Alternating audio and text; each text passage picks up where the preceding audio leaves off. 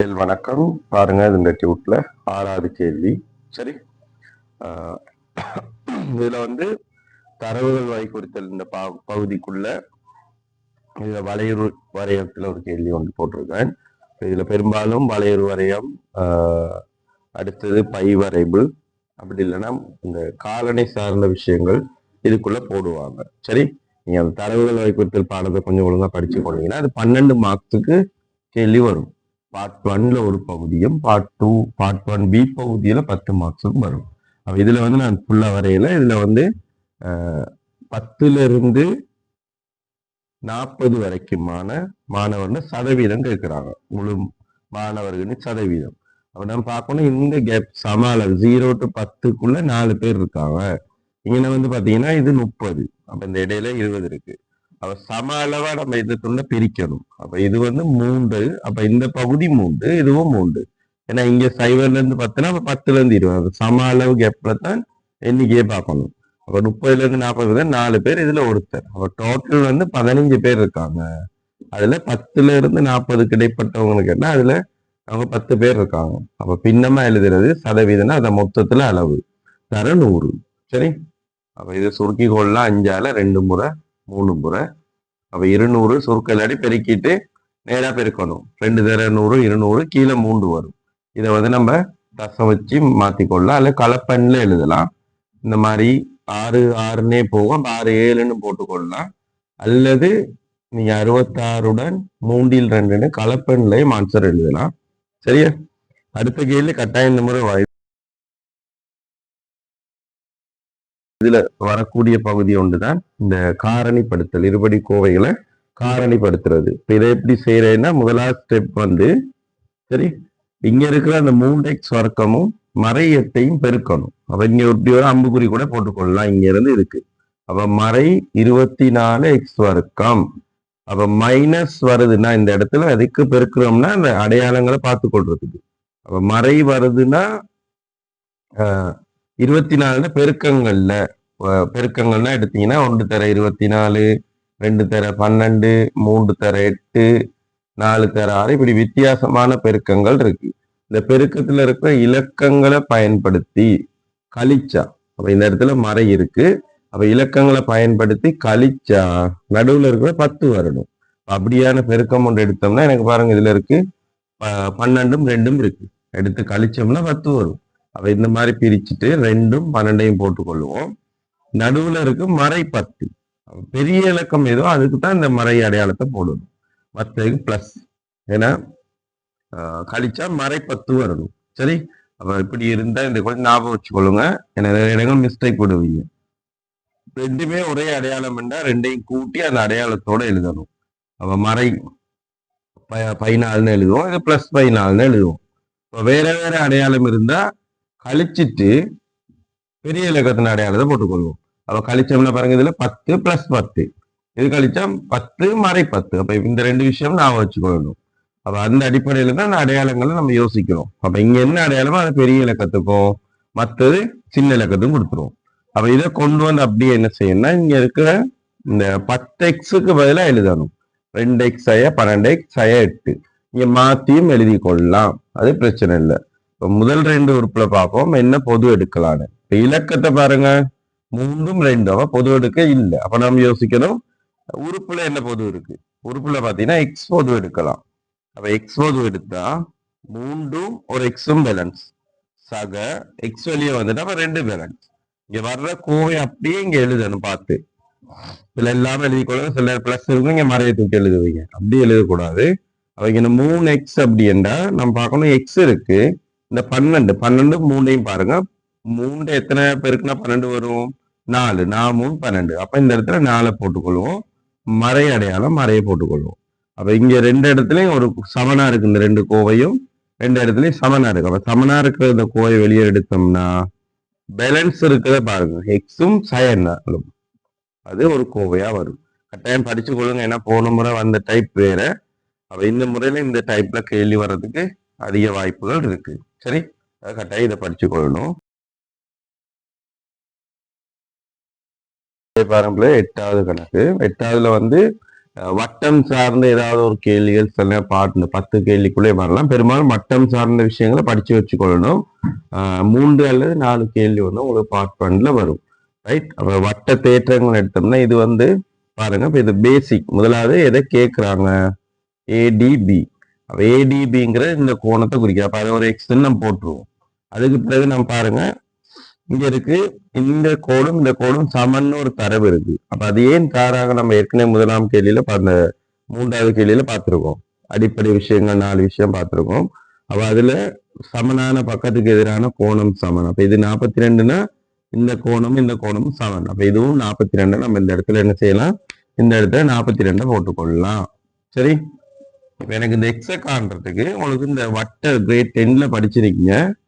வட்ட கோணங்கள்னு சொல்லி ஒரு வட்டத்தின் மீதுல 2 புள்ளிகளை பரிதியில எங்கெங்க இணைக்கிறாங்களோ அதெல்லாம் சமனா இருக்கும். இப்படி நம்ம எங்கெங்க ஜாயின் பண்றோமோ இந்த கோணம் எல்லாம் சமன். இது காரணம் வந்து ஒரே வட்ட துண்ட கோணம் சமன். ஒரே வட்ட துண்ட கோணம் சமன். அவங்க பாருங்க, இந்த பியும் ஏயும் இணைச்சுதான் இந்த கோணம் உருவாகுது. அதே புள்ளிகளை இணைச்சுதான் நம்ம காண வேண்டிய எக்ஸுங்கிற இந்த டி இந்த எக்ஸ் கோணம் வந்திருக்கு. அப்ப இந்த எக்ஸ் வந்து இதுக்கு சமன். அதை சொல்லுவோம் ஒரே வட்ட துண்ட கோணம்னு. ஆகவே எக்ஸ் சமன் பாருங்க எவ்வளவு வரும்? 42 பாகை. காரணம் எழுதுன்னு அவசியம் இல்லை. நீங்க தேற்றத்தை நல்லா விலங்கெடுத்து வச்சுக்கொள்ளுங்க. ஒரே வட்ட துண்ட கோணம் சமன். அது இல்லாம இன்னும் அதுல தேற்றங்கள் இருக்கு. சரி. அடுத்து இந்த அரைவட்ட கோணம் செங்கோணம் கொஞ்சம் ஞாபகம் வச்சுக்கொள்ளுங்க. அரைவட்ட கோணம் செங்கோணம் மற்ற தேற்றம் இருக்கிறது. அந்த 3 தேற்றம் நான் உங்களுக்கு வீடியோக்கு முன்ன போட்டுருவேன். கொஞ்சம் பார்த்து பிராக்டிஸ் பண்ணி கொள்ளுங்க கட்டாயம். சரி. அப்ப இந்த எக்ஸ் சமன் 42 பாகை. இது தெளிவா விளங்கி இருக்குன்னு நினைக்கிறேன். அடுத்து கேள்விக்கு போகும். விஷயம் வந்து கட்டாயம் வந்து தெரிஞ்சு வச்சுக்கொள்ளும் உருளையின் வலைப்பரப்பு. அப்ப உருளையின் வலைப்பரப்பு கட்டாயம் பார்ட் 1ல ஒரு கேள்வி வந்து ரெகுலரா வார கேள்வி உண்டு.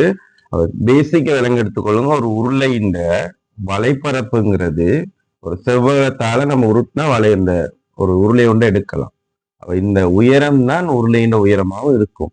நம்ம உருட்டுற இந்த பகுதி உருளையின் வட்ட பகுதியா அமையும். வட்ட பகுதியின் பருதி நமக்கு ஆரை தெரிஞ்சனால 2πrங்கிற விஷயம் தெரியும். அந்த 2πr தான் இந்த செவ்வகத்தாழ்ந்த நீளமா கருதுவோம். அப்ப இந்த செவ்வகத்தின் பரப்பு தான் இந்த உருளையின் வலைப்பரப்பு. அப்ப 2 நீளம் தர அகலதான் 2πrhன்னு உருளையின் வலைப்பரப்பை பார்க்கிறோம். சரி.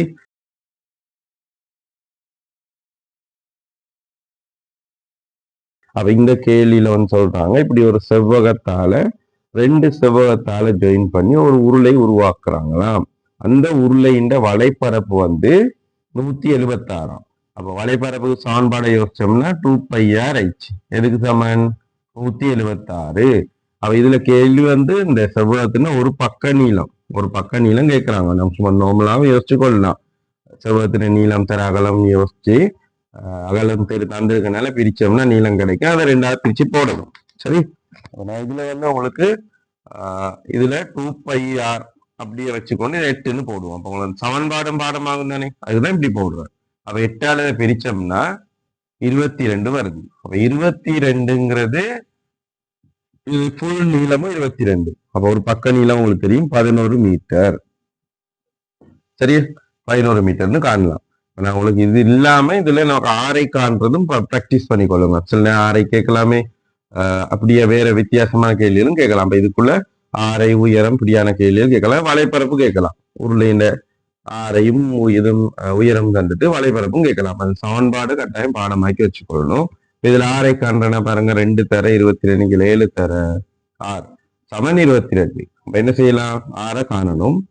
அப்ப நேரா நான் சுருக்க பழக்கிறது நேரா சுருக்கலாம். எப்படி சுருக்கலாம்னா, இப்ப சமனுக்கு இந்த பக்கம் ஒரு மேல கீழே சுருக்குற மாதிரி சமனுக்கு அந்த பக்கமும் இந்த பக்கமும் நேரா சுருக்குங்க. அப்ப 22 22 கட் பண்ணிடலாம். ரைட். ஒரு முறை. அப்ப பிரிப்பர் அங்க கொண்டு போனோம்னா பெருக்கும். அப்ப 2 தர 6. அப்புறம் 2ஆல பிரிச்சிருவோம். ஆகவே 6 சமன் பாருங்க, 6 சமன் 7x2 3.5 சென்டிமீட்டர்னு வரும். இந்த கேள்வியும் கொஞ்சம் பிராக்டிஸ் பண்ணிக்கொள்ளுங்க.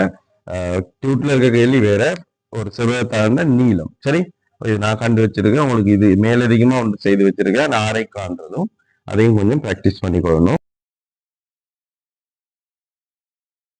இது வர்க்கமூலம் சார்ந்த கேள்வி ஒன்றுதான் பார்க்க போறோம். இதுல வித்தியாசமான 2 கேள்வி, ஒன்று நட்டி விட்டுல முன்பக்கம் 10வது கேள்வியா இருக்கு. அடுத்து மேலதிக வினால ஒரு கேள்வியும் இருக்கு. 2 வித்தியாசமான கேள்விகள் தான். சரி, அவங்களுக்கு சில நேரங்கள்ல வரலாம். சரி, 100% ஸ்கோர் பண்ண இயலாது.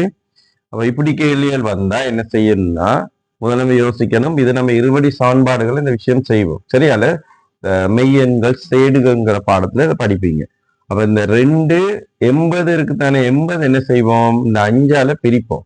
அப்ப 80 நீங்க 5ஆல பிரிச்சீங்கன்னா 16 ஆன்சர் வரும். சரி, பிரிச்சு பாருங்க. 16ங்கிறது ஒரு சதுர எண். அப்ப 16 தர 5ன்னு இந்த 80 உடைக்கலாம். இந்த 16 வெளியில வந்தா 4. அப்ப 2 தர 4 வர்க்கம் மூலம் 5 4 எவ்வளவு 8. அதோட இந்த பெருமானம் எவ்வளவு 2 தசை 2 4 போட்டுரும். இப்ப பெருக்கி எடுக்கணும். 17.92 ஆன்சர் கிடைக்கும். அதே மாதிரி இந்த மேலதிக வினாவுல 6வது கேள்வியும் பாருங்க. இப்படி ஒரு கேள்வி தான் இந்த பெருமானம் கேட்கிறாங்க. நமக்கு அட்டவணை ஒன்று இப்படி தந்திருந்தாங்க. நீங்க மேலதிக இதுக்கு முன்னுக்கும் ஒரு பெருமானம் இருக்கு. அப்ப நம்ம இது இந்த அண்ணல பெருமானம் பார்க்கணும். இதுக்கு நமக்கு என்ன பெருமானம்னு தெரியும். 7ங்கிறது உங்களுக்கு தெரியும். ஏன்னா ஒரு சதுரன். அவ 7 49. ஆகவே இவ்வளவு 7. இதுக்கான ஆன்சர் பார்க்க என்ன செய்யணும், இந்த அட்டவணையை பாருங்க ஒழுங்கா.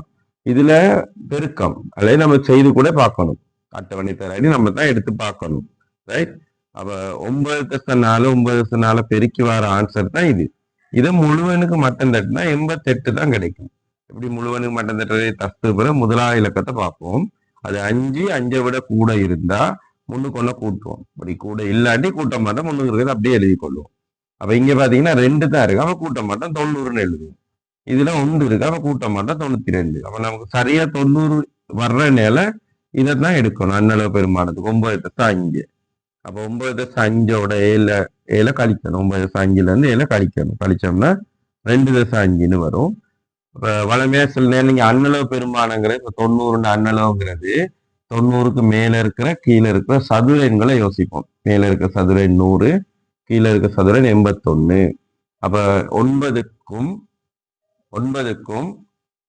10க்கும் இடையில என்ன பெருமானம் இருக்க போகுது. அப்ப இதுல அது அந்த ஐடியா எடுத்துதான் நம்ம இந்த பெருமானங்களை பார்க்கிறோம். 9+4 9+5 இப்படி வித்தியாசமா ஒவ்வொரு பெருமானங்களை எடுத்து பெருக்கி பெருக்கி பார்க்கணும். அதுல நம்ம கெஸ் பண்ணியும் செய்யலாம். ஃபுல்லா பெருக்கி எல்லாம் எடுத்து பெருக்க மாட்டோம். இங்க வித்தியாசம் 9, இங்க வித்தியாசம் 10. அப்ப இங்க சான்ஸ் குறைவுனா அரைவாசியை விட கீழே இருக்க நம்பரை முதலாவது தெரிவு செய்வோம். அதான் 9+4 9+4 பெருக்கி எடுத்துக்கொள்வோம். இதுக்கு நமக்கு ஒரு ஆன்சர் கிடைக்கும். அதுதான் இங்க இருக்க ஆன்சர். அப்ப இது மட்டம் தட்ட 88 வரனால நம்ம அதை விட்டு அடுத்த நம்பர் பார்க்கணும். அடுத்த நம்பர் போவோம்னா இதுக்கு மேல இருக்க நம்பர் தான் தெரிவு செய்வோம். அதான் 9+5 9+5 பெருக்க நம்மளுக்கு சரியா 90 விட கூட வந்துதான் 90 வருது. அதை தாண்டி வேற நம்பர் யோசிக்க மாட்டோம். அதனால நன்னளவு பெருமானங்கிறது 9+5. அதையும் தெரிஞ்சு வச்சுக்கொள்ளுங்க. சில அதுலயும் கேள்விகள் வரலாம். இவ்வளவுதான் மேக்சிமம் வர்க்கமூலம் சார்ந்த கேள்விகள் வரக்கூடியதுக்கு சான்சஸ் இருக்கு. கணிதம் கட்டாயம் பார்த்துக்கொள்ளணும். பார்ட் 1ல பெரும்பாலும் இப்போ வர கேள்விகள்ல இருக்கு. சரி, கட்டாயம் ஒரு கேள்வி போடுறாங்க. அப்ப எது தெரிஞ்சு வச்சுக்கொள்ள வேண்டிய விஷயம் என்னன்னா, முதலாவது விகிதம். இப்போ ஒரு திரிகோண கணித விகிதங்கள்னு சொல்றேன். சைன் ஓர்டர் ஞாபகம் வச்சுக்கணும். சைன் கோஸ் டேன். இதுல நம்ம அந்த விகிதங்கிறத எப்படி ஞாபகம் வச்சுக்கணும்னா, எதிர்பக்கத்திங்கில் செம்பக்கம், அயற்பக்கத்திங்கில் செம்பக்கம், எதிர்பக்கத்திங்கில் அயற்பக்கம், இப்படியான 3 விகிதம் இருக்கு. இந்த கிளாஸ் உங்களுக்கு ஐடியான்னு சொல்லி கொடுத்துருக்கேன். அது மாதிரி ஏதாவது ஒன்று நீங்க ஞாபகம் வச்சுக்கொள்ள சில படிச்சிருப்பீங்க. சரி, அப்ப இங்க அந்த 3 விகிதத்தையும் நீங்க என்ன செய்யணும்னா, நீங்க கட்டாயம் எழுதி வச்சுக்கொள்ளணும். சைட்ல எழுதி கொள்ளணும். ரப்பா தாரத்தாள்ல சரி சரி கட்டாயம் எழுதி கொள்ளணும். எழுதின பிறகுதான் இந்த கேள்வி ஸ்டார்ட் பண்ணாம உங்களுக்கு ஈஸியா இருக்கும். எந்த விகிதம் எப்படி காண்றது. ரைட். அடுத்த பாயிண்ட், இந்த கோணத்துக்கு எதிராக இருக்கிறது எதிர்பக்கம், செங்கோணத்துக்கு எதிராக இருக்கிறது செம்பக்கம். அப்ப மற்றது அயற்பக்கம்னு வந்துடும். சரி, இதை நோட் பண்ணிக்கொள்ளணும். படத்துல தராட்டி நம்ம ஒரு செங்கோணம் கோணி ஒன்று வரைஞ்சி இந்த தரவுகளை குறிச்சு கொள்ளணும். கேள்வி பாருங்க, tan θ தந்திருக்காங்க 3 4. சைன் டீட்டான பெருமானத்தை கேட்கிறாங்க. அப்ப நம்ம என்ன செய்யணும்னா இங்க பார்க்கணும், டேன் டீட்டாங்கிறது என்ன விகிதம், எதிர்பக்கத்தின் கீழ் டேன் டீட்டாங்கிறது எதிர்பக்கத்தின் கீழ் அயற்பக்கம். அப்ப இங்க எதிர்பக்கம் 6 தந்திருக்காங்க.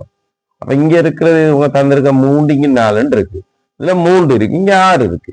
சரி, அப்ப நம்ம இதை மாத்தலாம். 6க்கு நமக்கு மாத்தையிலும் தானே, 3 6 மாத்தையிலும் 2ஆல பெருக்குனா அப்ப பெருக்கி மாத்தி கொள்றது 6 கீழ் 8. அப்ப பாருங்க மாத்தினோம்டா எதிர்பக்கம் 6னா அப்ப அயற்பக்கம் நமக்கு கிடைச்சிருக்கு 8ன்னு. அப்ப அயற்பக்கம் 8னா இப்ப செம்பக்கத்தை கண்டுபிடிக்கலாம். ஏன்னா சைனுக்கு நமக்கு தேவை செம்பக்கம். அப்ப செம்பக்கம் காண்றது வந்து நமக்கு இது ஒரு செங்கோண முக்கோணி அப்படிங்கறதால பைதகரஸ் தொடர்பை யூஸ் பண்ண பாருங்க. பைதகரஸ் தொடர்பு இந்த இடத்துல பயன்படுத்த வரும். சரி, இது ஒரு இடம். இன்னொரு வேற ஒரு இடம் சொல்லுவேன் எங்க பயன்படுத்த வரும்னு. அப்ப இங்க 8 வர்க்கம் பிளஸ் 6 வர்க்கம் செம்பக்கத்தின் வர்க்கம். இதெல்லாம் இங்க 64 36 இன்னைக்கு கூட்டா 100 வரும். 100 வர்க்கம் மூலம் 10. அப்ப இந்த இது வந்து 10. இதை எடுத்துட்டோம்னா அங்கிட்டு சைன் டீட்டாவா இருக்கட்டும் கொஸ் டீட்டாவா இருக்கட்டும் எது கேட்டாலும் எழுதலாம். சைன் டீட்டாங்கிறது எதிர்பக்கத்தின் கீழ் செம்பக்கம். எதிர்பக்கம் பாத்தீங்கன்னா 6, செம்பக்கம் 10. அப்ப இப்படியே ஆன்சரை விட்டாலும் ஓகே, அல்லது சுருக்கி காட்டலாம் 5, அல்லது தசம் வச்சா கூட தசம் 6 இந்த மாதிரி கூட எழுதி கொள்ளலாம். சரி, அப்ப இது எழுதலாம். நீங்க கொஸ்டீட்டா ட்ரை பண்ணி பாருங்க. கொஸ்டீட்டா இப்படி வரும், அந்த பக்க வீதத்தை எழுதி பிரதிட்டு பாருங்க. சரி, இதுல ஒரு கேள்வி டைப், சில நேரம் இப்படி கேள்வி டைப்புகள் தருவாங்க இந்த மாதிரி டியூட்ல போட்டுல. இப்போ கொஸ்டீட்டா சமன் தசம் 4 தந்துட்டு இந்த மாதிரி ஒரு செங்கோண முக்கோணி இருக்கும். சரி, இது டீட்டா, இது வந்து 10ன்னு தந்துட்டு, சரி இது எக்ஸ்ன்னு தராங்க. இது என்ன நீளத்தை கேட்பாங்க, ஏதாவது ஒரு பிக்யூன்னு போடலாம், ஏதாவது இந்த ஐடியாவில் எங்க எடுத்துக்கொள்ளுங்க, ஏதாவது ஒரு பக்க நீளத்தை கேட்பாங்க. அப்படி தரைக்கு நம்ம என்ன செய்யணும்னா இது கொஸ்டீட்டாக்குரிய விகிதம் என்ன, அயற்பக்கத்தின் கீழ் செம்பக்கம், அதுதான் கொஸ்டீட்டா. அப்ப நம்ம இங்க நோட் பண்ணணும், இந்த கோணத்துக்கு எதிராக இருக்கிறது எதிர்பக்கம், செங்கோணத்துக்கு எதிராக இருக்கிறது செம்பக்கம், மற்றது அயற்பக்கம்.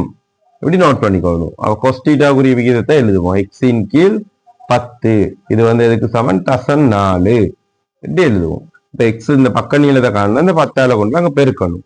அதாவது சுமார் சமன்பாடு தீர்க்கிறது. தேவையான தசம் 4 கூட நீங்க பின்னமாக்கலாம், 4 இங்கில் 10ன்னு கூட மாத்தி கொள்ளலாம்.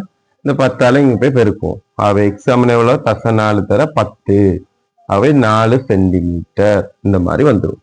சரி, அப்ப இது வந்து பாருங்க பார்ட் 1க்கு வரக்கூடிய பகுதிகள்.